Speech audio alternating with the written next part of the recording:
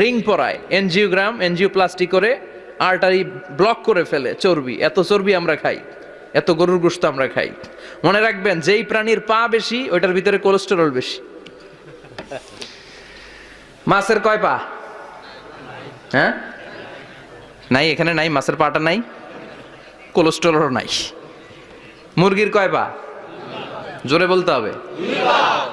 তার মানে কিছু কোলেস্টেরল আছে না নাই? গরুর কয় পা?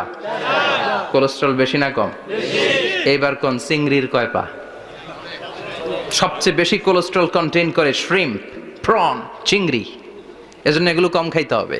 তবে 40-এর আগে যারা আছেন ধুমায়া খান, 40-এর পরে এই যে মাটন, ল্যাম্প, ছাগলের গোশ, খাসির গোশ, চিংড়ি, এগুলো আপনার ডায়েট থেকে বাদ দিয়ে দিতে হবে। বুঝতে পেরেছেন?